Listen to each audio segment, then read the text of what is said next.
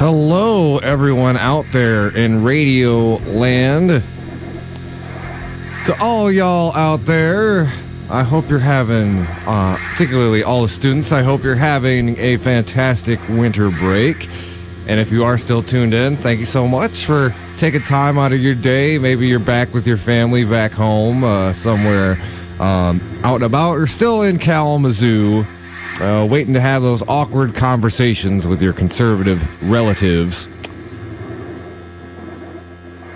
In any case, thank you for tuning in. This is a weekly program where we try to dig underneath the headlines, call out the establishments on their BS, and generally talk about what the mainstream corporate media is not talking about. This is the Hoodrat Strategist radio program, only on 89.1 WIDR Kalamazoo. Now, as always, the following thoughts, views, and opinions are not necessarily those of 89.1 FM WIDR Kalamazoo or Western Michigan University.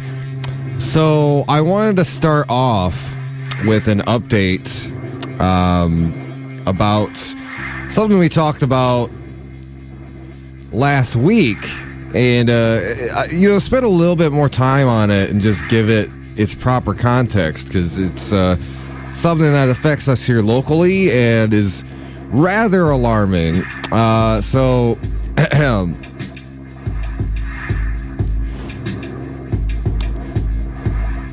what we're talking about one of these lovely lame duck bills, and it is extremely likely that it's going to become law. Let's be clear about this, because so for a little bit of context, we're talking about SB 1176. That is the bill. It's passed both the House and Senate here in the state of Michigan. It is going to Tricky Rick's desk. And what it does, basically, it would bar state agencies from requiring any entity registered as a nonprofit to disclose its donors unless otherwise required by state campaign finance laws. It would shield dark money groups that are major players in both the Democratic and Republican primaries over this year. Anyway, if y'all don't know how dark money works, it's basically untrackable donor money that comes into play in elections. So it's money that goes to like political action committees and such so forth that you can't actually trace where the money is coming from, but has allowed, huge oligarchs such as the Koch brothers to kind of shield the scope of their influence on our electoral landscape. And same goes for high-profile Democratic donors too. Like, not to sound too much like the fash, but yeah, George Soros is one of those people. In addition, Mark Zuckerberg, a lot of the big Silicon Valley influencers, heavy Democratic Party donors. So hold on just a sec. I'm going to be letting my co-host in to the door. Give me just a moment.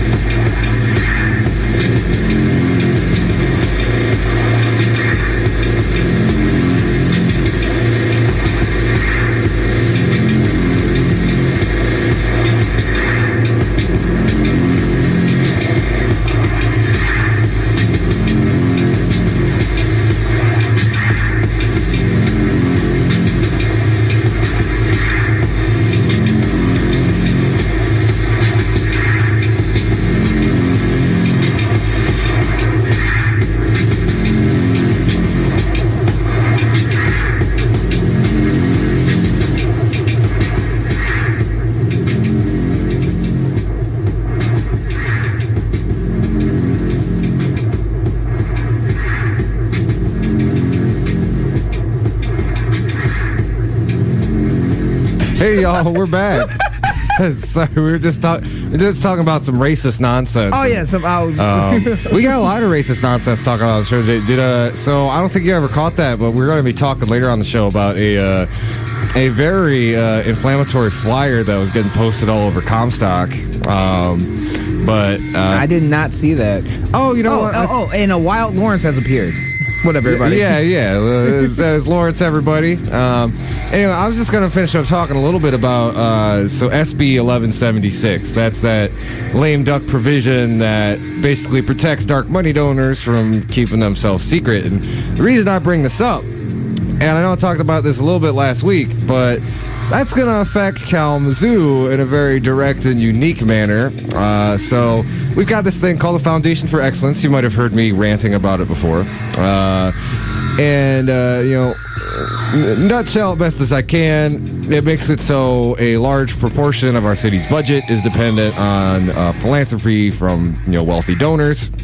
And with the restricted gifts clause, they can basically say, this is how we want the money spent. So they already exercise like a good degree of financial control over this, and if you go into the history of it, it was because we were talking about doing an income tax, on the wealthy, and they weren't really fans of that. So here's how this dark money legislation would affect us. So, all those people who promise transparency, it's a false promise, because the city's inability to even share who is donating to the FFE, let alone what strings are attached to donations, are no longer going to be legal to share to the general public. So basically, what we're not going to have, instead of at least having this transparency so you can see who is bankrolling the city budget. Buying your government? Yeah. Now, a third of our money, of our budget, by state law, is going to be from dark money donors. We have no idea who they are, unless they come forth publicly and say, yes, we donated, and this is why we donated it. So, I was trying to, nutshell this for some friends of mine. It's like, imagine the worst billionaire you possibly can, whether it exists in real life or not. Maybe it's like just some cartoon evil billionaire, whatever. They could potentially bankroll or donate a hell of a lot of money to the Foundation for Excellence and get a controlling stake in it, and there would be absolutely no way for you to know who it is. There would be no way for you to fight back or protest specifically against what is happening, because at least before there would be that transparency, so the general public, you could potentially amass public opinion if the foundation was not being spent in the right way. But now there's not going to be anybody you can point to other than the mechanisms of the foundation itself. And just for those who think I'm being hyperbolic, that some Snidely Whiplash type billionaire is going to come in and start bankrolling the city. City is already short on its fundraising goals. I believe we were supposed to be at a few mil at this point, and right now we've only got, I think it's under 100 G's, actually. I'll get the exact figure for all y'all listening out there. Here's the question. We had $500,000 that was supposed to go to affordable housing. That's not being spent. What happened with that money? Oh, yeah. What happened to the money that we were supposed to be getting? We were supposed to be after clearing out the encampment in the Central Park, after all the renovations that we've been doing, all the construction work that's been going on around town. Our economy is supposed to be booming right now. Oh yeah. Well, I think actually you're talking about is that the 500 G's that the county commission offered up? Yeah. Yeah. So that's actually going to be kind of interesting, because if you noticed, yesterday the new county commission got sworn in. So it's a majority of Democrats. It's 8 Democrats and 3 Republicans, I think, or 2 Republicans. But either way, so the Democrats on the board do have a majority now, and what messed it up a few months ago was because I'm forgetting his name. Kevin Wertelman moved out of his district, which that was his proposal, his legislation to give that 500 G's to help homeless people find housing. But since he moved out of his district, that was kind of null and voided, and so it ended up dying. I'm hoping that now that there's a kind of at least a left-leaning majority on the county commission board, they can get that going again, and it won't get stopgapped by a loophole like it did last time. My thing is, correct me if I'm wrong, isn't there's 6 billionaires that live in Kalamazoo or something around that? There's a few billionaires families that live in Kalamazoo that the Foundation of Excellence and other corporations are supposed to be feeding money into to help our community, to help our local government. This is why Shannon and other activists in Kalamazoo were absolutely angry that Kalamazoo voted to take the money in the first place. Yeah, because of situations just like this, And mind you, when I say Kalamazoo decided, the city commission decided, the actual citizens of Kalamazoo never really got a say in this. And they initially were going to put the income tax up as a ballot initiative, but so much pressure came down from Southwest Michigan First and Bill Johnson and Bill Parfett that they didn't end up doing it. They basically was threatening the city. It was no, don't you do that. Here's our plan. It's gonna save us money on property taxes.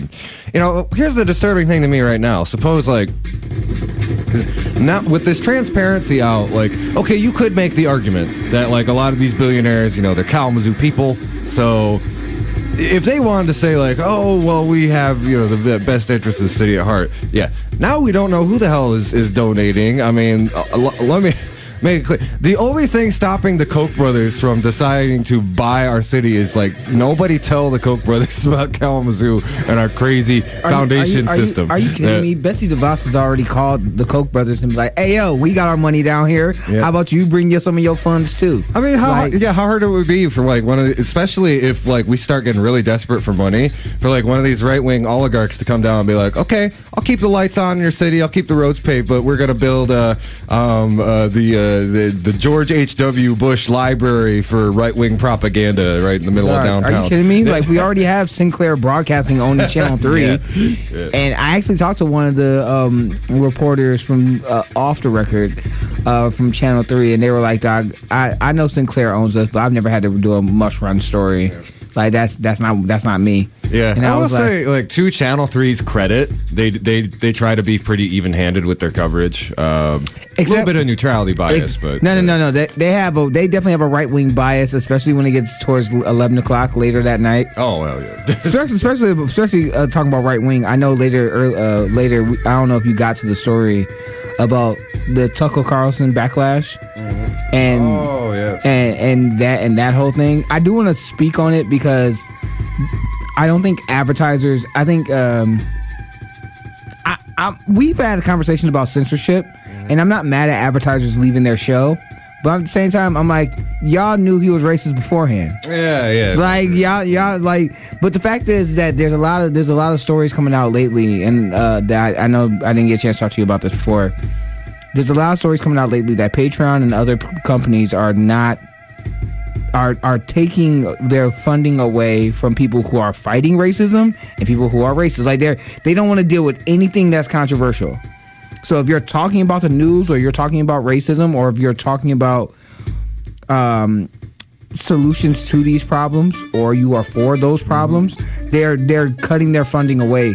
And I'm like, that's a problem. It's a problem when advertisers are controlling the content of what people are putting out. Yeah, man, yeah. I agree. And that's the reason why we do what we do. Yeah, exactly. It's when the fourth estate has been bought out, you got to build your own estate, man. And that's it's that's kind of how I view what we do. We're part of that independent media ecosystem. Obviously very, very small effort. We just get together once a week and jam on some local international stories and whatnot. But I guess just wrapping up that first story real quick. So What can you do? Well, if you can make it up, there's protests all week against the lame duck legislation. Unfortunately, I haven't made it up myself just because I have to work. It sucks. I got bills to pay and I gotta work.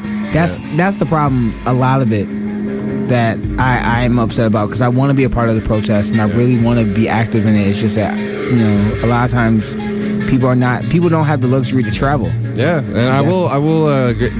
There have been organizers organizing buses and stuff like that up there. So they have provided like some access for like low income people to do it, but it's hard because these legislative sessions are during the day when most people are working, or in my case, I'm asleep. I work third shift, so it's like it's rough.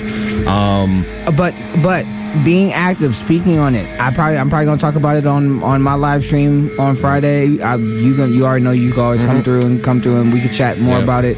But stay active, stay woke, folks. Because it's Coffee Talk, by the way. Oh yeah, Coffee Talk on Lawrence Calvert Facebook page. Yeah. And start sharing that on the Hoodrat page. Oh yeah. No, but we also, I have to get much better at not only advertising my stuff, but also just getting it out there more. Because I be doing quick hits of me doing live streams talking about stuff that irritates me. Like earlier today. Yeah, let's move into some like national. Is this like some of that national nonsense? Oh no.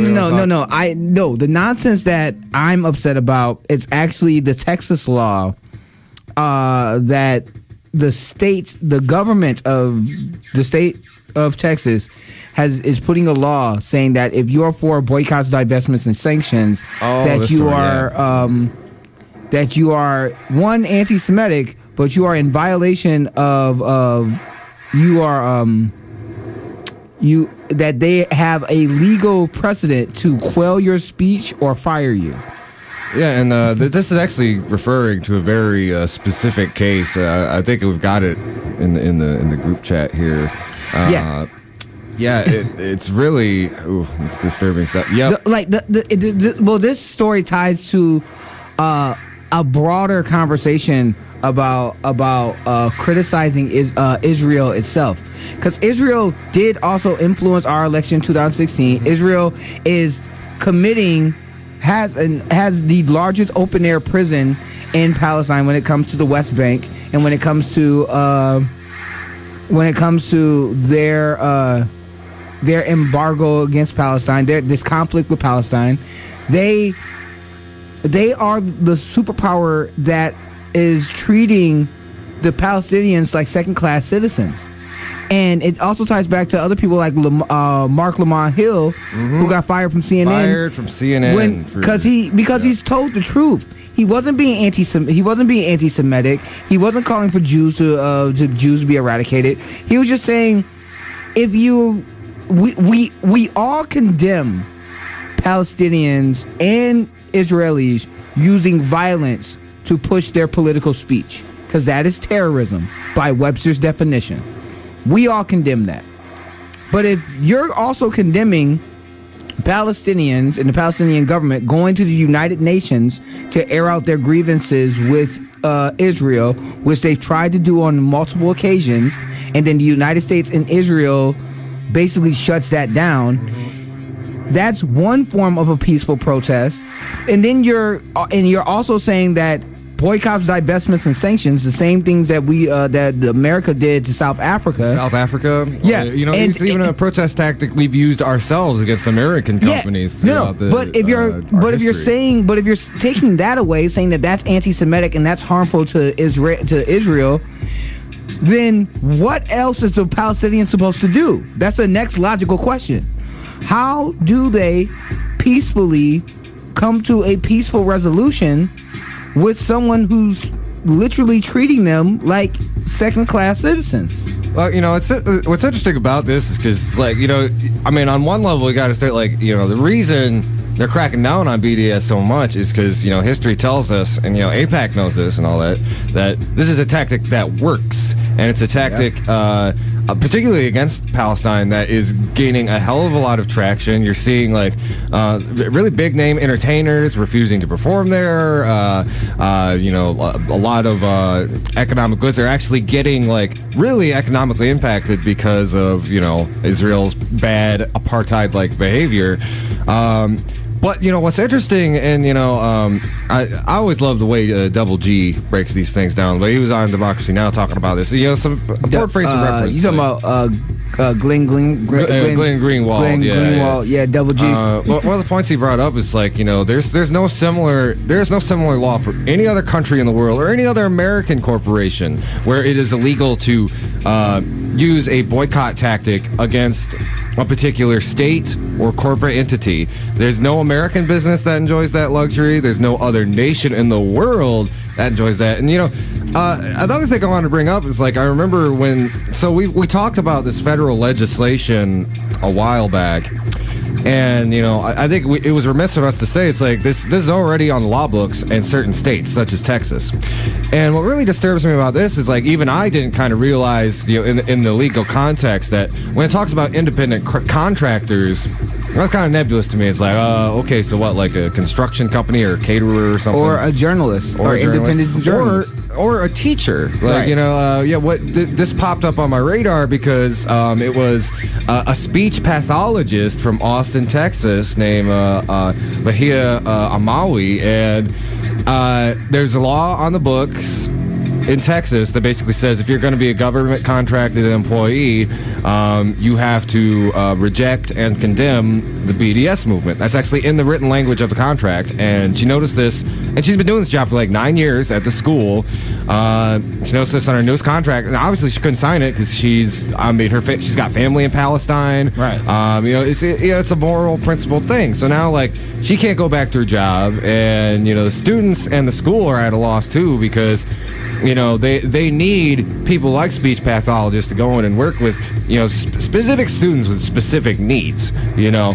So, you know, not only is this infringing on her free speech, but it's also doing a really, you know, terrible disservice to the students that she needs to be teaching, you know. Like, we talk about things that are a threat to the First Amendment.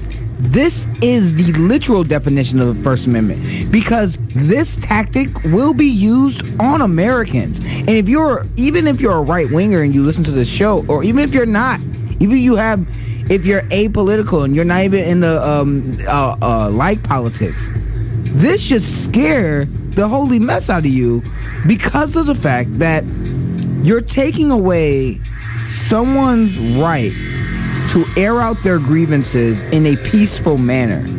And you're telling people that when the way that they choose to spend their money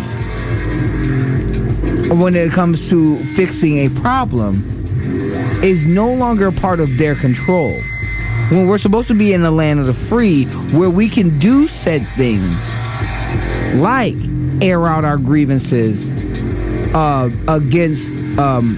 against countries that are discriminating against other people. Need I remind folks that our country fought a revolution over taxation, and the way that we did it was by boycotting tea companies, English tea companies. Well, yeah, I mean, that is funny to think. I never thought about that. The American Revolution was based on basically the same tactics. At least it started that way. That BDS is using now. It started off with Americans boycotting. The whole Boston Tea Party thing was them boycotting an English tea company.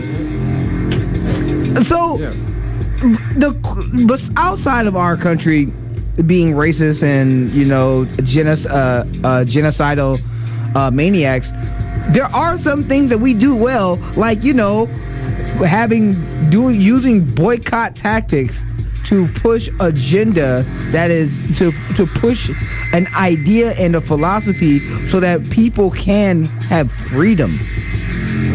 And, like, and to say, this is the other thing that pisses me off.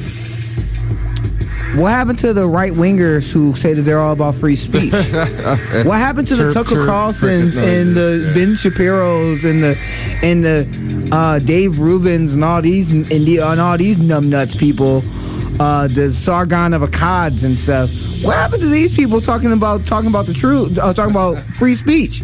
Because if you're telling me that you can't tell the difference between me criticizing Israel's government for the policies that they're doing and then someone criticizing a religion, then you have lost your mind. If you're saying that Lamar Hill's 20-minute speech is the same as Minister Louis Farrakhan saying some outright outlandish stuff, is the same thing, then you're not being an honest actor. No. Not saying. Here's the thing, and there's things that Minister Louis Farrakhan has said that I agree with. There's things that he said that I disagree with. But he's not a political figure. He doesn't push government policy.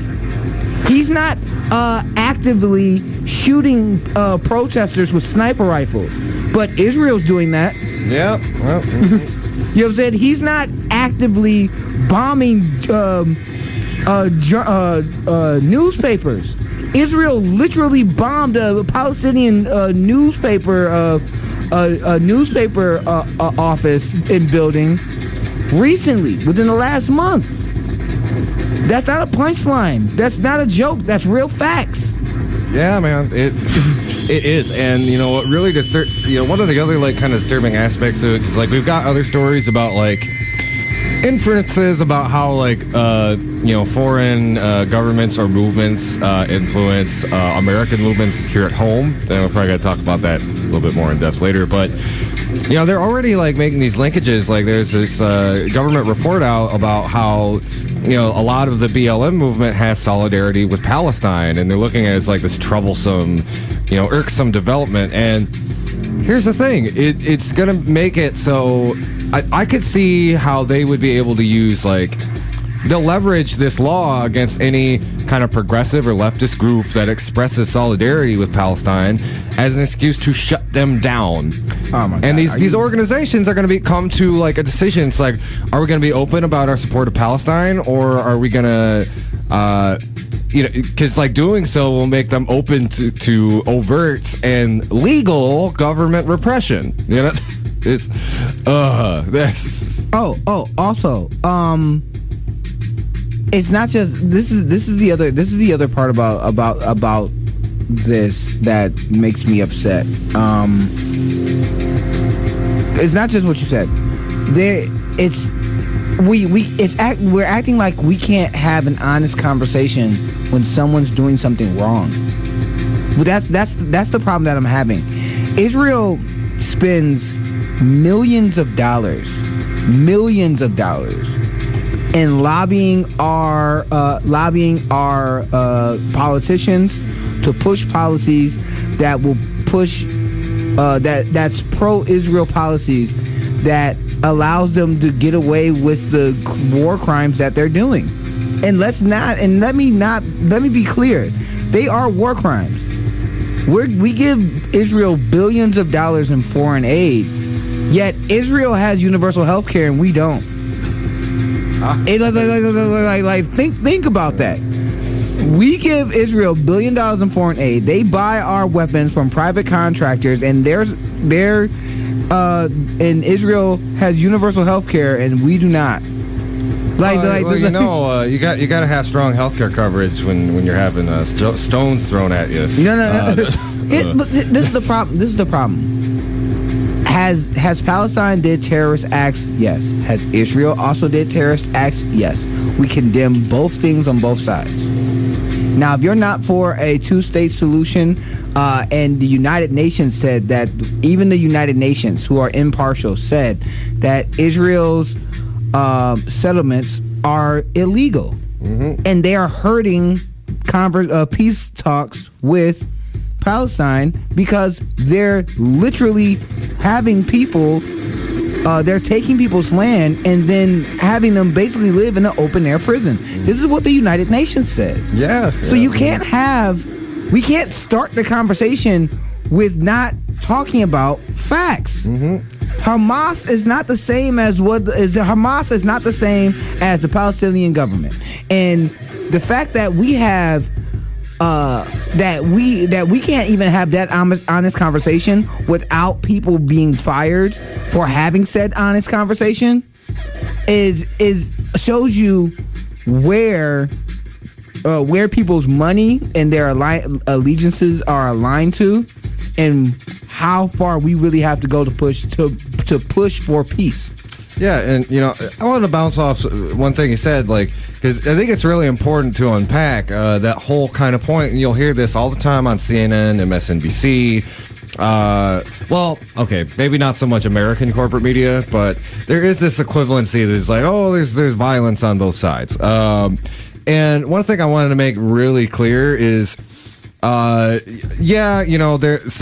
have been Palestinian groups and whatnot who have committed violence against people in Israel, but there's also a big power differential there. You're not talking about two warring states on equal footing. You're talking about an oppressive apartheid-like state versus people who are oppressed who are going to react how they're going to react. I think I believe it was MLK who said, a riot is the language of the unheard. So you push people and you crush them so hard, you are going to get some blowback. I mean, that's basically entirely what the war on terror has become. You cannot logically tell somebody to not hit you when you punch them in the face. Mm-hmm. You cannot dictate someone's reaction to what your reaction could be. You have a right to free speech. You have a right to do what you want. This in this world. Here's the problem. Everyone else also have a right to react to what you're doing.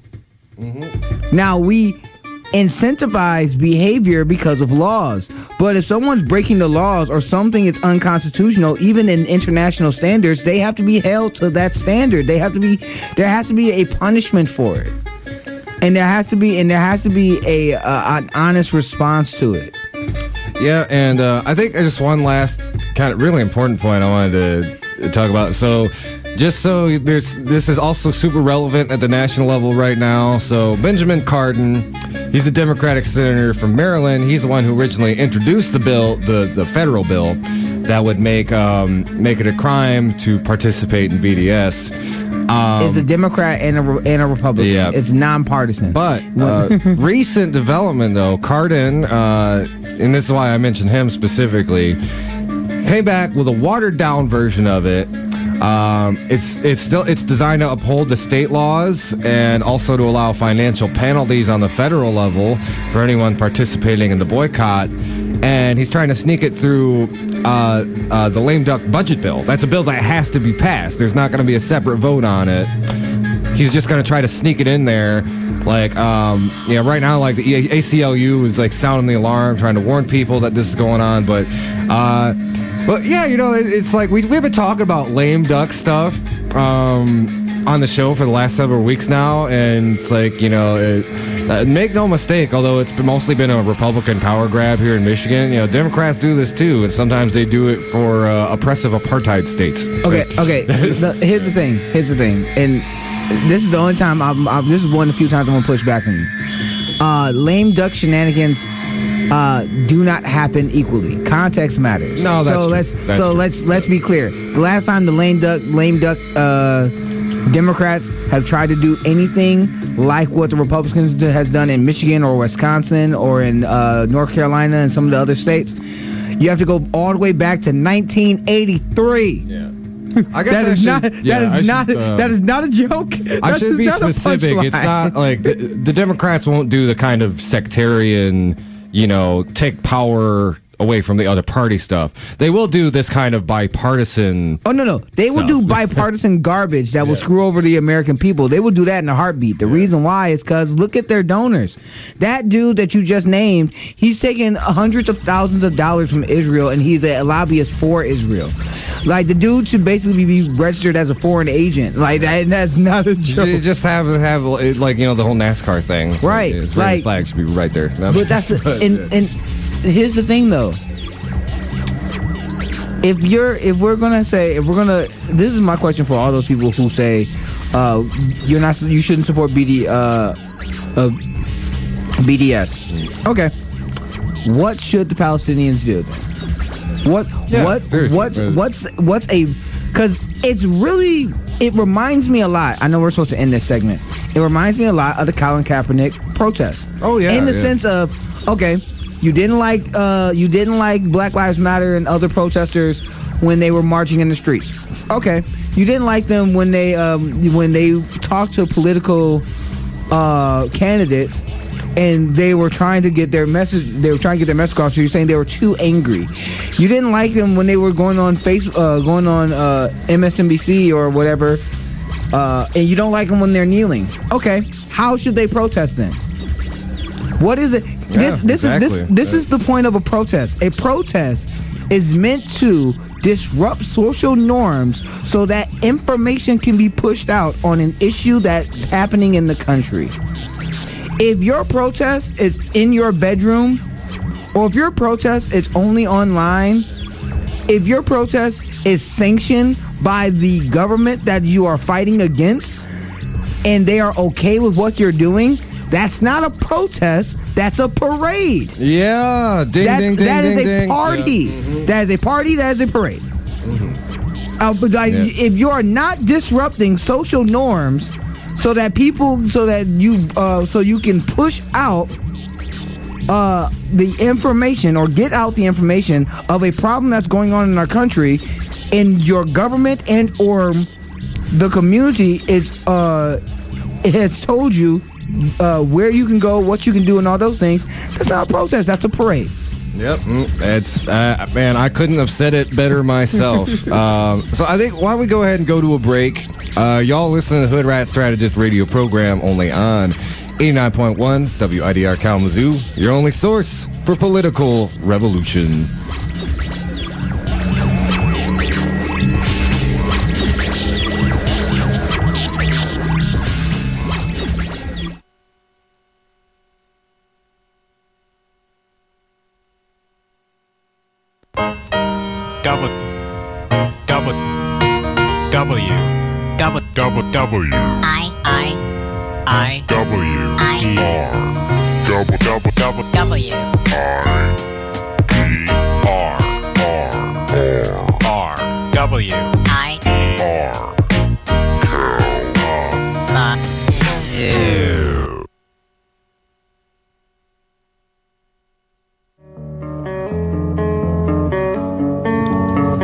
It may not be apparent, but hunger is a rather prominent issue amongst the student body of Western.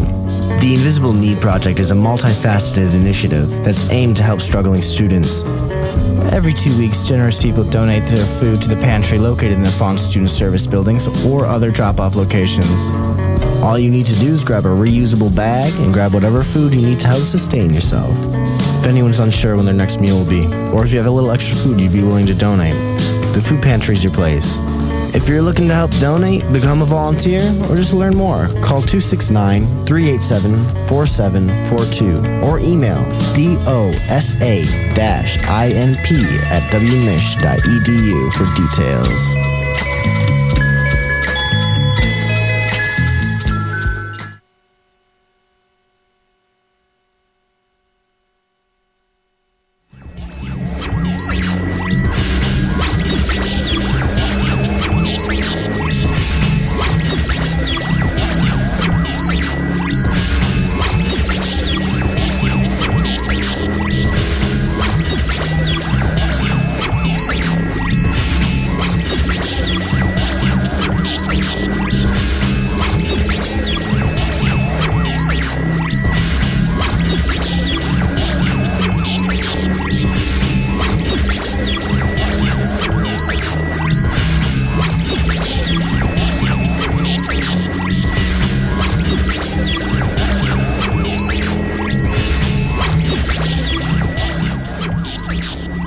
All right, y'all, we are back. This is the Hoodrat Strategist radio program, only on 89.1 WIDR Kalamazoo. So, did you want to hop in with? So we had some more national issues to talk about.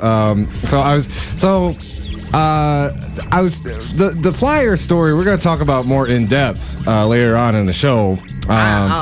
Whenever you are ready to jump on that, I can jump on it. Whenever you are ready to jump on that story. All right. Wow. Well, you know what? So, okay, we're going to be talking about like some racial dog whistling here. So just, a warning to the listeners out there. So this is something that kind of showed up on my social justice radar Monday. And there's this flyer that was being spread around Comstock to their township meeting on Monday night. And it says in all caps. By the way, this flyer looks kind of like it was put together by a boomer who doesn't really know how to use Photoshop or MS Paint that well. Anyway, it says, "You need to speak at the meeting. Help stop the migrant bus from becoming the most common sight in our community. This could happen township-wide on all agricultural properties. Residents will have no control once this starts. This will have no benefit to our community." And then a little sidebar goes on to say, "Stop the migrant camp coming soon. Property values will drop significantly. Hundreds of male migrant workers at a local greenhouse on 30th Street at risk." There's 3 things that are at risk, apparently. Safety, crime, and traffic. Workers will start arriving in January. Oh my God. So I have a bit of a report from the meeting. I actually went and I spoke my piece a little bit about this. Wait. So no, first before you get to any of the actual substance, I just need to know something. Yeah. How many people actually showed up to the meeting supporting the flyer, in support of the flyer? So, okay, here's the interesting thing. Is this kind of how it breaks down? So it wasn't, the way I described it is it wasn't as racist as it could have been, but it was pretty racist. Nah, that was racist. The flyer is, but I mean, like, the people who showed up. So, like, I'd say most of the people in the room didn't like the actual flyer. They thought the flyer was racist. Because it is. But most of them came up to speak. The flyer was a little much, but and so like here's what's actually wait. Yeah. If you're having a conversation and people are saying the flyer was racist, but yes, then that means those people are racist too. Yeah, like those people are either misinformed or they are racist too. Oh yeah. I am glad. Because, Andy sent notes. For those who don't know, we have a group chat that we send all our news stories that we want to talk about in. They sent me this story. I did not see it. Yep. And for some reason, it didn't come up on my phone. I'm glad it didn't. Here's an interesting question. How many people of color was at this meeting? Dude, it was packed. Like it was wall to wall. It was over 130 people that were at the meeting. At this meeting, yeah. And how many people of color were at the meeting? Basically just the Kalamazoo folks who came to be like, y'all, what the hell is wrong with y'all? Whistling. Yeah. You had nothing but black folks coming. You had people of color coming through like, what the hell is wrong with y'all? There was one Hispanic gentleman who came up, and he actually made a couple of good points about the flyer is racist, and actually, okay, let me step back and give y'all a little bit more context about this. So this is in response to the Winky Greenhouse. They want to bring about 34 migrant workers in January to live in 4 houses the businesses owns adjacent to the greenhouse facilities. They want to bring in another 50 workers in March who will be housed in other locations provided by a contract company. And they also they have a proposal. This was kind of the sticking point with a lot of people. They want to build 4 cabins behind the existing houses. So it's basically like they are seeking permission from the city, from the township, to build this extra infrastructure to house more migrant workers who are coming up under the H-2A program. I will say, for my part, my big concern is like they're just trying to get around wage laws. According to Winky, at least, they said the jobs start at $13.54 an hour and that they hire both migrants and local workers. However, so here's the interesting thing is, you'd have to kind of divide the folks up in sections, and there was a good chunk of people who were just upset that, like, why are you seeking migrant work, where we got workers here who need jobs, and there's this presumption that Winky's just trying to like get cheap migrant labor. And I'll be honest, that's kind of what I thought myself too. And I'll do some extra digging to see if maybe they're telling M Live one thing and actually doing another. But it's the problem with it is even if it does pay a fair wage, you also got to keep in mind this is seasonal work, so it's hard. It can be difficult to get workers to be like, we just want you to come in and work for like a month or 2 months. Although a lot of my friends have done that kind of greenhouse work before, there were actually a few people there who were speaking out about living conditions. Like they thought it was really problematic that you would have so many migrant workers living in such a small space. And that I fully agree with. Unfortunately, there was also a hell of a lot of dog whistling, a lot of NIMBYism. Like, all these strange people moving up here, I don't want them in my backyard. There was this really frantic, outspoken woman worried about, like, all of these men living next to my house. I have children. These men. And it's like the idea is, like, there's this one Hispanic gentleman who talked about, like, this flyer is wrong and it's racist. And then he went on to talk about how basically you get that many men in such a tiny space, they're going to end up being horny criminals. That's yeah. He's gonna go rape and pillage in Comstock or something. Okay. That is rich coming from a society that was built on raping and pillaging of immigrants. Immigrants to this country. But we don't want to talk about that history. It's amazing how people who benefited from the violence of their ancestors are now saying other people are going to be violent towards them, when the system is designed to protect those who were creating the violence in the first place. But we're not going to talk about that in the first place. So let's bring some facts to the table. One, immigrants are less likely to commit violence in America than native-born people. Native-born Americans are 4 times more likely to commit a crime than people who are undocumented immigrants. 2, immigrants put more money into our system than they take out. They still have to pay taxes. They still have to pay Social Security. And the only time that they get things like Medicare or Medicaid is if they go straight to the hospital and ER. Guess who's paying for that?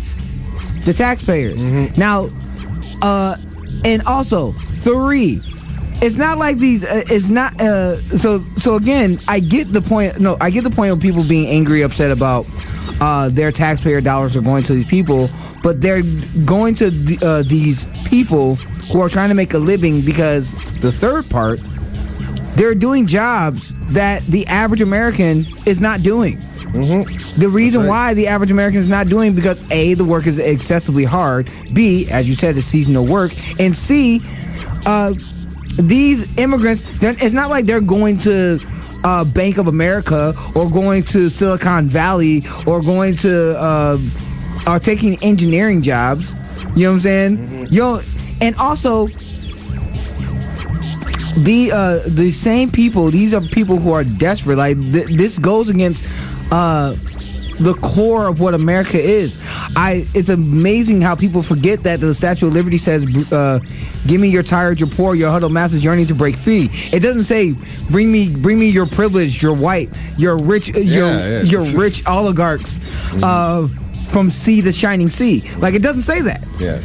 So it's anti-American to say that people who want to get the American dream or who wants to work for that is going to be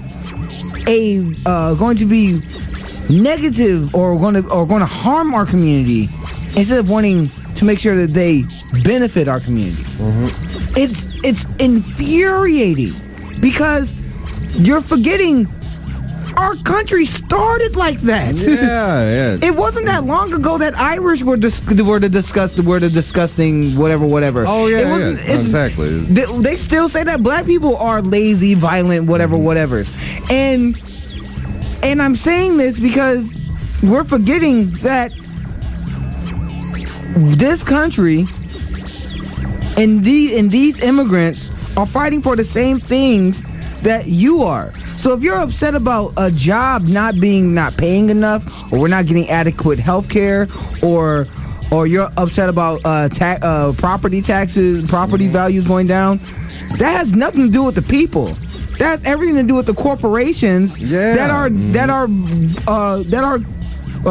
influence those things, that directly influence those things. So stop punching down and start looking up to the people who are screwing all of us. Yeah, and like what was really interesting about being at that meeting is like, it wasn't, like I said, it wasn't entirely like one side of it or the other. And, I think it's a really good abject lesson in like, it's like a lot of these smaller communities, whoever made this flyer has been gobbling up a lot of corporate right-wing propaganda. I'll tell you that right off, because it's like, again, like, there's nothing to say that these people are inherently dangerous, except unless you've been like following outlets like Fox News or Breitbart that, floods you with these stories every day of like, oh, immigrant man does terrible things somewhere. Oh, that reminds us. We got to talk about Tucker Carlson. Oh, we do, and I will get into that. But at the same time, like, a lot of their grievances were correct. A lot of things, like, people were talking about how they feel like Winky was engaging in exploitative labor practices. You had a few people who were on board with, like, while, they should have, bigger or better housing. And, what it boiled down to me at the end of the day is, like, a lot of these folks, like, either rejected or weren't necessarily on board with the overt racism of the flyer. Although I did hear a disturbing amount of applause for like when a lady came up to talk about how the flyer isn't racist, and it's like, man, it's like, you gotta look to all of us and our cousins. We gotta do a better job decoding these dog whistles, man. Get your cousins, man. Get your cousins, man. It's like I read that flyer. I'm like, how can you not? Read the flyer. You should read some of the passages in the flyer, because I did. That's how I started. But the flyer saying that these are going to be violent crime. Safe. We're at risk because safety and crime rates. That property values are going to go down. Please stop the migrant caravan coming to our community. Yeah. Like. Here's my thing. You want these immigrants not to come to our community? Fine. Are you gonna give your back to the Native American tribes that your ancestors stole the land from? Yeah. Are you gonna do that? No, you're not gonna do that. Okay, then shut up. And it's like, two things I brought up. It's like I spoke at the meeting too. It's just like, here's one of the things I don't understand. Migrant workers have literally been coming up to Southwest Michigan for like decades. Probably since Michigan has been a state, Why is this part of the conversation now? Why are you so scared about it now? And, the answer, of course, is just like we've had, because the fear-mongering. Because the fear-mongering, And so I think it's important for, because, they looked at us as like, these kind of city slickers coming in to yell at us for being racist. And, my main appeal to these folks is just like, because like I have roots around here. I grew up in Kalamazoo, but like my dad's Parchment, and I grew up being like, unashamedly white trash and all that. But, what I try to explain is like, flyers like that, we're all working class people, whether you're a migrant worker from Mexico or you're here in Comstock or Kalamazoo or whatever.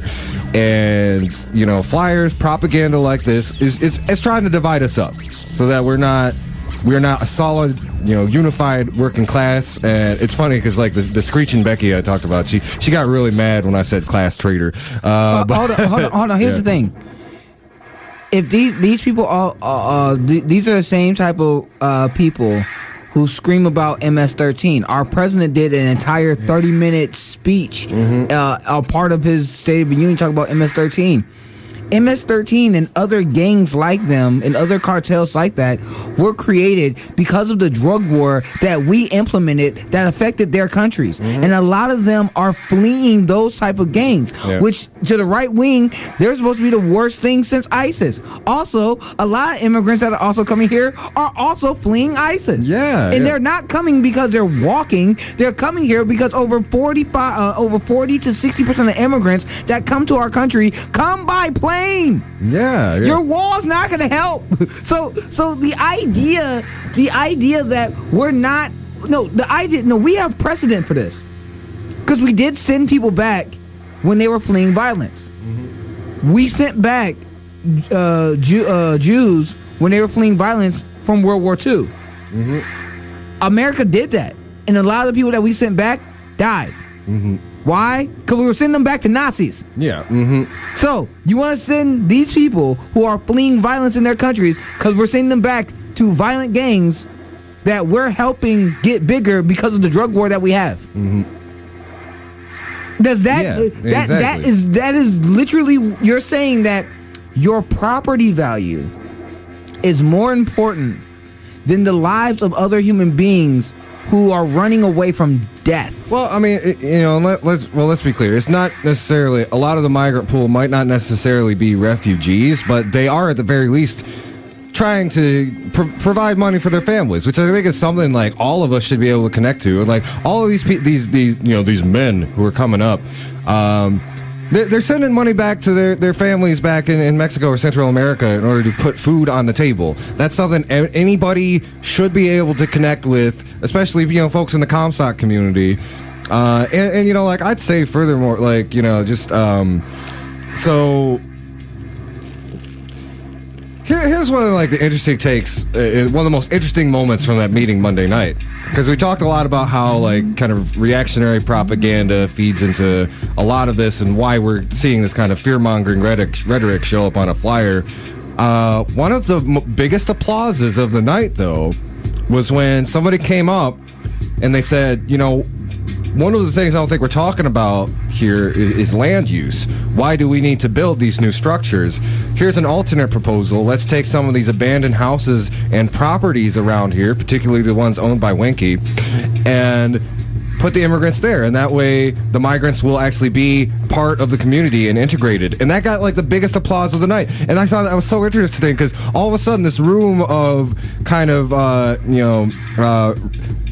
people who are at least like down enough with like racial rhetoric to respond to this flyer all of a sudden became socialists. So it's like, so a lot of this is just how you frame things and how you talk to folks, because you'll always have like these screeching Beckys out there fear mongering about like these violent immigrants who are gonna rape and pillage our city. But what I also saw at that meeting is that there are a lot of people who I think you could sway. You could have a conversation with and talk to, and also a lot of who kind of had other issues around that. Like I feel like a lot of the Township of Comstock just has issues with Winky Greenhouse in general, and I guess like the big lessons are. You can make people have empathy if you tell the story the right way. You can make people go for the right proposals if you present it in the correct fashion. Especially if you like frame it around working class solidarity, but at the same time, a lot of these white folks just and this is a big change since I was growing up. But it's like you call something racist, they start screeching like velociraptors. It's just like it's not racist. Here's the thing, though. A lot of it's projection. Look at who they're supporting. They're supporting a man who was accused of sexual misconduct with multiple people. They support. Well, I mean, there's some nuance to it, though. But no, it's projection. Yeah. Mm-hmm. A lot of these people will say that again. Donald Trump advocated for the Central Park 5, and even after they were proven not to have committed rape, he said they should have been in jail because they deserved it. These are the same people who would support Larry Nassar, the dude from Michigan State. These are the same people who were not condemning the Catholic preachers and priests who've been molesting kids for centuries. Like these are, it's projection. Mm-hmm. The reason why they say it about minorities is because they know people, or they're supporting people who have done these things. Mm-hmm. Remember, 48% of Republicans in the area of Alabama supported Roy Moore, and he was a pedophile. Mm-hmm. let's not forget this is the Republican Party that has supported outright neo-Nazis and white supremacists. And supported people who are child molesters. And it's like the important thing about this in the context of Comstock too is just like how this is how that rhetoric filters down into like our local communities. And granted, like Comstock, no offense to Comstock, it's lily white and it's susceptible to this kind of stuff because like we're not going to break down like how many people there voted for Trump or whatever. And what's interesting to me is like this rhetoric bleeds down not necessarily along like sectarian lines either, because I think one of the organizers behind the flier, I saw a screen cap of them talking about like how their local township board is corrupt, just like that stupid Trump and his band of idiots. So it's maybe a liberal screechy Becky here, but all I'm saying is a lot of the right wing framing on issues is projection for things that they support or things that they have done. Exactly, and I think it's a way to it's the I'm not you are argument. Mostly because those people are really doing those things. It's the same thing that we argue about when we talk about identity politics, and you have liberals weaponizing identity politics because they don't have to make up for their lack of substance. We argue about that all the time. Oh yeah, and we should also denounce the right wing when they push that type of propaganda and use their own logic against them. You say that you're for you're pro-life. These people are fighting to live. They have families. That's right. That stuff works, man. Like I tell you, like when you're talking about like, because there's some people who are up there spitting facts, and I could see people getting glazing over. But yeah, you like talk to people about that emotionally. Like like these people are just trying to support their families, like the rest of us, and it's like that reaches anybody across the political spectrum. And it's like. I guess, I get, brown down to it, it's like, it's going to be, Comstock isn't the first place this has happened. I also remember a similar report out of Marshall, and it's really going to be the responsibility of, like, if you live in areas like this, or you have a relationship with those communities, make sure you get down there and speak up, get your voices heard, because, like I said, not every single person there supported that flyer. Not every single person there hates, immigrants or Mexican folk. But there's been so much propaganda in our political consciousness in this country is so fractured right now that a community can really go either way based on who makes the most compelling argument, who can really reach people with their points the best. And I think that gets lost a lot in our when we talk about the fight against fascism, how everything's becomes so binary. It's if you're not with fascists, you're against it. But I think at the community level, when we talk about that, engaging like that is still crucially and critically important, because you got a lot of people who could go either way, and you gotta make sure that they maintain anti-racist working class solidarity, if that makes sense. Go ahead, Lawrence. Sorry. I mean, Fred Hampton from the Black Panthers, former Black Panther leader, he said you can't beat racism with racism. You can't beat capitalism with black capitalism. You beat it with socialism. You can't beat racism with racism. You beat it with solidarity and tranquility. That's what we need. That's the only way that that we will win this situation. Now, going to a lighter story. Should we take a quick break and then go to the lighter story? Sure, let's do that. All right, y'all are listening to the Hoodrat Strategist radio program only on 89.1 WIDR Kalamazoo, your only source for political revolution.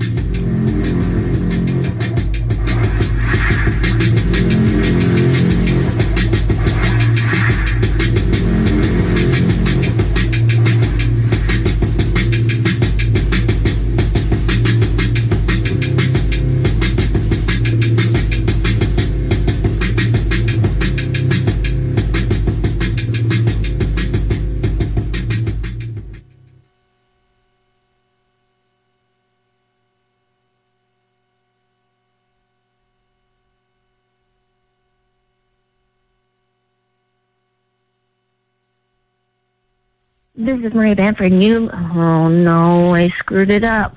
Okay. This is Maria Bamford, and you're listening. No, I did it again. This is Maria Bamford, and you're listening to WIDR-FM.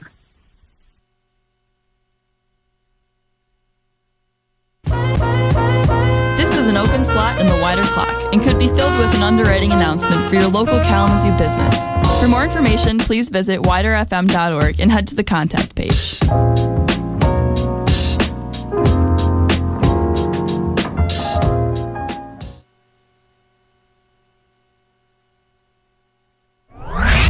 Stay tuned for Wider's weekly RSO Spotlight on WIDR Kalamazoo. Hi, my name is Maggie, and I'm the president for the German Club. German Club is an RSO on Western Michigan's campus that celebrates German culture through events and offers extra credit opportunities for German language students. We meet at Brown Hall. To find out more about the German Club, you can visit our Facebook at German Club at WMU. This has been our weekly RSO Spotlight on WIDR Kalamazoo. For more information on how to spotlight your RSO, head to WIDRFM.org.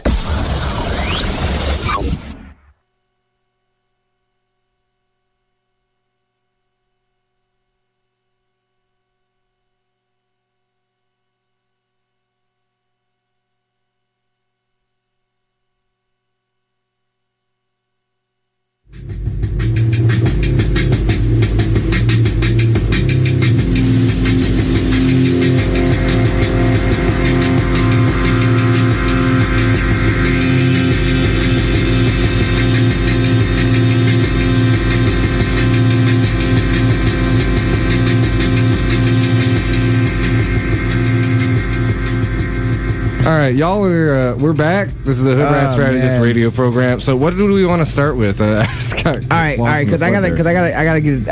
I gotta get ready for. I gotta get other stuff done. Yeah.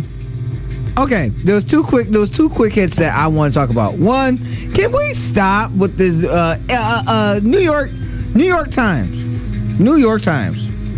If I had a soundboard, you would be getting the congratulations you played yourself. You would be getting Donkey of the Day, Donkey of the Week. Donkey of the Week, yeah. Because pushing out this story of Russia manipulating black voters to not vote for Hillary Clinton, and that's the reason why we have Trump, was one of the dumbest articles I've ever read in my entire life. It's basically implying that black voters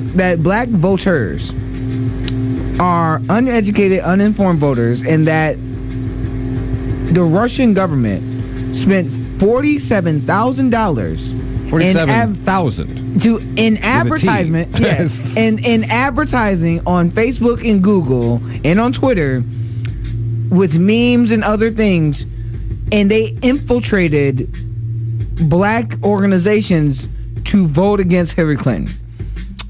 They're ignoring the exit polling that came out, I think, weeks or a month after the election, that showed that Hillary Clinton got 89% of the black vote.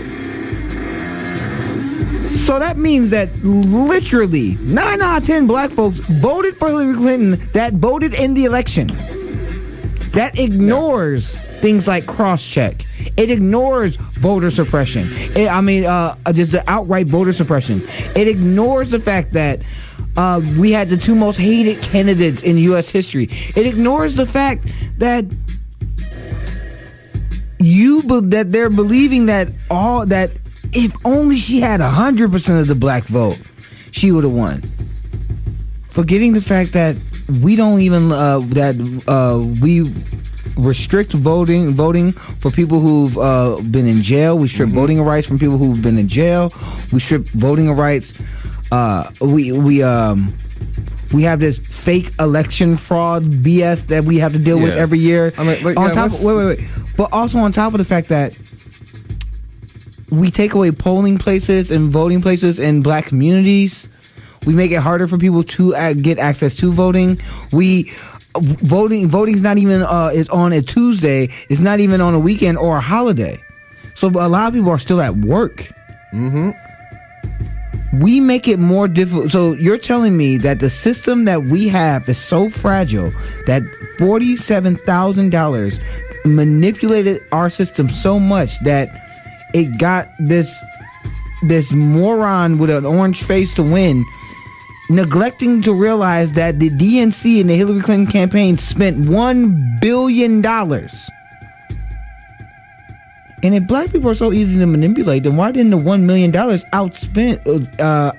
manipulate black folks more than the 47,000? If black people are so easy to manipulate, then why did then you're ignoring the fact that the mainstream media gave Trump $5 billion of free advertisement? Yeah, exactly. Oh man. So you're ignoring the fact that CNN, MSNBC was showing his empty podiums instead of covering policy that would affect the black community?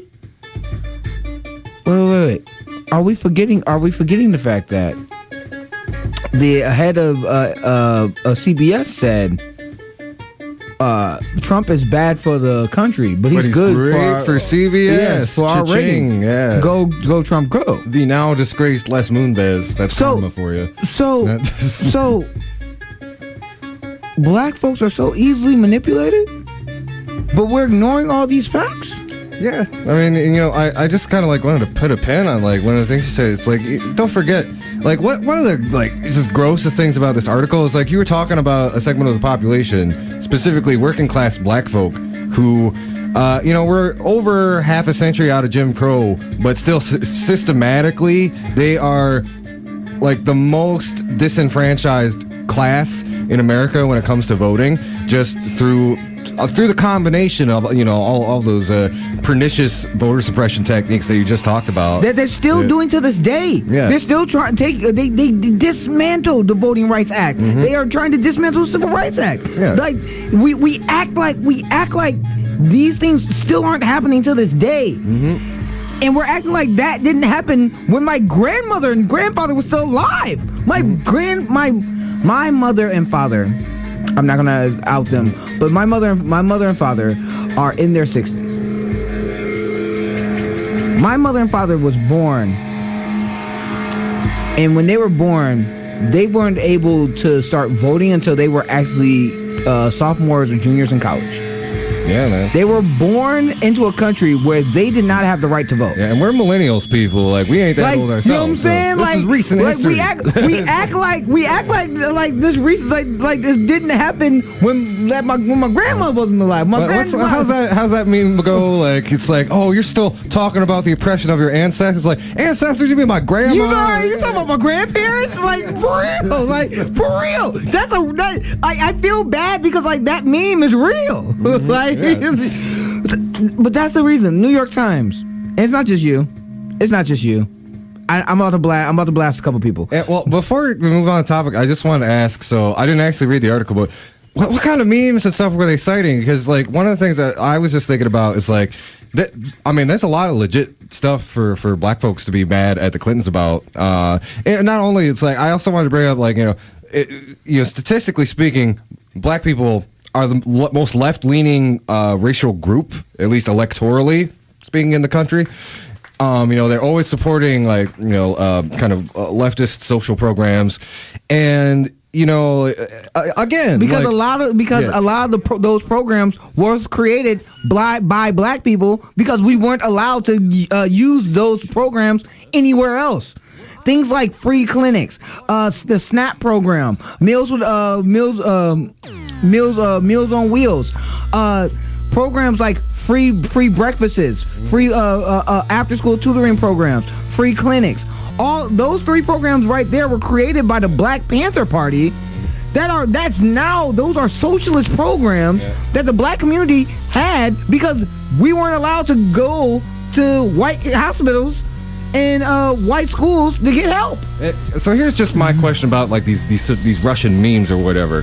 Were they spreading things like like that game-changing election propaganda where Bernie Sanders is posing in a muscle pose, or was it like actual facts about the Clintons' problematic history and of legislation that has hurt black folks? Like, was it actual true stuff? The article that they were citing stuff saying, they were basically going back to saying that the Russians and their memes were being shared. They were being shared by Black Lives Matter and other black activist groups. Forgetting the fact that one, memes are supposed to be silly. One, memes are not that serious, except the times when they actually do be spitting facts. And two, you're telling me that these memes disenfranchise people when we have a record of overwhelming majority of Americans not voting in the first place. But you're saying that if only this small minority of a group were to voted, that would have brought us to victory. What it is, magical thing. No. What it is, and one of my favorite, and one of the people on Twitter said this, and I forgot his name.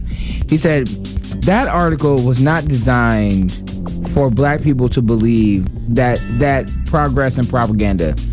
It was created so that white moderates could believe that process and propaganda, so they can put the blame of this loss and what we're going through on people who look different from them. So that's subtle racism, and ignoring the fact of the disenfranchisement and the injustice and corruption in our system. So we don't need to fix anything, but we can blame it on the others because they're not doing what we told them to do, and they're not willing to live by our subjugation. Radical centrism, folks. Yeah. That's literally what it is, man. And I was so pissed because I'm like, the black vote's not a monolith, and to say that we're not, and to say that black people are misinformed voters is one of the dumbest statements I can think of because of how politically active black people are. Black people are politically active because our country is constantly trying to take our voting rights away from us. Yeah, among other things, but right. Besides just trying to take our life, you know what I'm saying? Like. Oh man, I don't know. I could go on that topic. Was there anything else you really wanted to hit on? I know you gotta. I know I got to dip out, but who else do I need to do? Do I need to blast? Oh, CNN. CNN. We need to have a conversation. Yeah. When Trump says that you are fake news, and then you do what you did when it comes to 2020 Democratic candidates, you're helping his cause. Let me explain. Please do. Let me explain. Yeah. So CNN had two different segments talking about 2020 hopefuls. And I know we were talking about 2020 hopefuls, even though all this chaos with the lame duck session. They showed a CNN poll of who's polling high, and people who are not even in who's not even 5% or more. So everybody who's 5% or more, they showed. Everyone who's under 5%, they didn't show. Number 1 was Joe Biden. Number 2 was Bernie Sanders. Number 3 was Beto O'Rourke. Number 4 was Elizabeth Warren. Number 5 was Kamala Harris.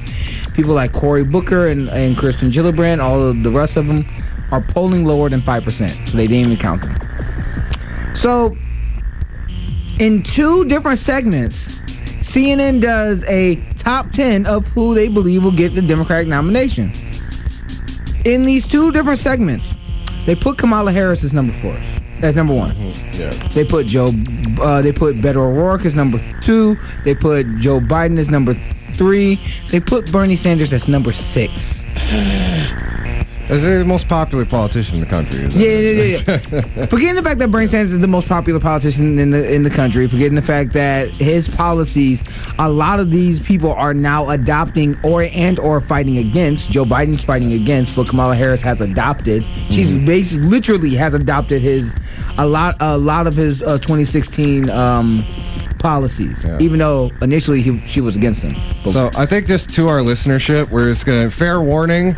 the minute that Bernie announces his candidacy, get ready because you're going to be having a lot of 2016 corporate propaganda flashbacks. Oh, it's not just it's already happened. Oh yeah, it's already happened. Yeah. It was Politico, Washington Post. See, after this garbage that CNN posted, I think it was Washington Post and Politico basically posted that Bernie Sanders and Elizabeth Warren do not poll well with black folks, and that their only supporters are a bunch of white male Bernie bros. They didn't say Bernie bros, but that's how they implied it. How many times does that need to be disproven? But that's the point that I'm getting at, especially with the CNN article and also Washington Post. They're not basing things off facts. For Kamala Harris, the reason why they said Kamala Harris was number one is because she's a black woman, she's black, she's a woman, and she's younger than everybody else, and she's a first-year senator, just like President Obama. They compared her to President Obama, but they did not look at her record of things that she was doing when she was Attorney General or when she was the AG of California. And they also talked about how she was tough on crime. You're being tough on crime, and the things that she did being tough on crime. What did she do when she was in California? She locked up more non-violent drug offenders. She did not indict police officers who shot and killed innocent people. She there was the Innocence Project brought up the fact that there was multiple people who were supposed to be getting out of jail because of the overcrowding. Kamala Harris and her people said that they do not need to be let out because A, it will hurt the economy of California, and B, some of their paperwork was wrong. She literally was arguing that innocent people should be in jail because their paperwork is wrong. Yeah, that's right. So again, I'm here's the thing. I know I've talked about Kamala Harris on this show before. I love the fact that the bill that she brought up recently, which is basically it's an off-brand version of universal basic income. I absolutely love that bill. It's a tax incentive that if you work you get extra money, kind of like universal basic income. I absolutely love it. I'm for it. But you are ignoring her history, and you are ignoring what she's done. Exactly. And the mainstream media is pushing her to be they're pushing her and Beto O'Rourke. Beto O'Rourke, who just lost to Ted Cruz. Everybody, and is only progressive in comparison to Ted Cruz. If you actually look at his policy and his voting record and his donor record, let's not forget that, he's basically like, it's like, hey kids, we heard you like Bernie Sanders and you're going increasingly left as a generation. What would you want? And we're like, Bernie Sanders. Like, how about neoliberal on a skateboard? No. Here's the thing. He has decent policies when it comes to some progressive goals. He doesn't take super PAC money. Okay, I'm cool with that. Here's the problem. When he started in the debates talking about I'm not going to be as hard. I'm not going to. I support oil companies as well. And I'm like, all right, look, we're fighting for a Green New Deal, but you're saying that you're not going to be hard on oil companies, and you're supposed to be pushing yourself as the progressive. You're hurting yourself. I know you're in Texas, but come on, bro. In Texas, there's a town that's on 100% green renewable energy. Yeah, exactly. In Texas. And I believe that's a Republican mayor. And that's a Republican mayor. Yeah. It's a Republican mayor. And the reason why they're on 100% green renewable energy is because in Vermont, Bernie Sanders had his town when he was the mayor on 100% green renewable energy. He based his system off of Bernie Sanders' idea. And this is the problem. I have a problem with Joe Biden on a number of other things besides the fact that he voted for the Iraq War. He's not for net neutrality. He was also for the 94 crime bill. There's a bunch of other stuff. But if we're going by polling, recent polling about head-to-head matchups with Donald Trump, it's Bernie, Biden, Warren that beats Trump in comfortable margins. That's beyond the margin of error. Everyone else is either within the margin of error of beating Trump by a few points or losing to Trump by a few points. Those three have consistently been on top. And it's always been Bernie, Biden, Warren, or it's Biden, Bernie, Warren. It's always those three. To put Kamala Harris and Beto O'Rourke as 1 and 2, that means you have lost your damn mind. I mean, that's part of it, though. I think this primary is going to be different from the last one because it's a lot of people think it's going to be like the Republican one from 2016, where it's just a flood of like almost a dozen candidates, and a lot of people are saying like, oh, they want to put packets to make it harder for an insurgent candidate like Bernie Sanders to win. And okay, I'm gonna like broad view, and this is from somebody who's like gone considerably further left since 2016.